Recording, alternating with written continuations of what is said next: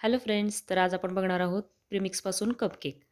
तर इथं 2 चमचे साखर आणि 2 चमचे मिल्क पावडर घ्यायची आणि पाव कप पाण्यामध्ये मिक्स करून घ्यायची. कारण प्रीमिक्स जास्त गोड नसतं. साखर छान मेल्ट झाली की त्याच्यामध्ये 1.5 कप आपण प्रीमिक्स वापरायचे आणि प्रीमिक्स छान एकत्र कालवून त्याच्यामध्ये तुमच्या आवडीनुसार तुम्ही इसेन्स वापरू शकता. तर इथं इमल्शन आहे माझ्याकडं पायनॅपल फ्लेवरचं.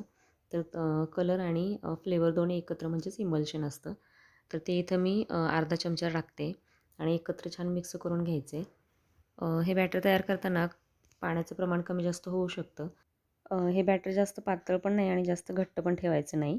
आता याच्यामध्ये आपल्या आवडीनुसार ड्रायफ्रूटचे काप करून टाकू शकतो. इथं मी टुटी फ्रुटी टाकणार आहे आणि आपल्या आवडीनुसार वेगवेगळ्या प्रकारचे फ्लेवर्स तुम्ही वापरू शकता. तुम्हाला जो फ्लेवर आवडतो तो तुम्ही टाकू शकता. आता इथं टुटी फ्रुटी टाकल्यानंतर तोपर्यंत पॅन गरम करायला ठेवला आहे मी. गॅसवरच आपण हे कपकेक तयार करणार आहोत.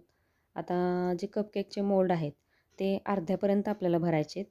म्हणजे छान फुलून वरती येतात आणि खूप छान होतात, सॉफ्ट होतात कपकेक आपले. आता सगळे कपकेक भरून घेतल्यानंतर प्रीहीट केलेल्या पॅनमध्ये 8 ते 10 मिनटात आपले कपकेक तयार होतात.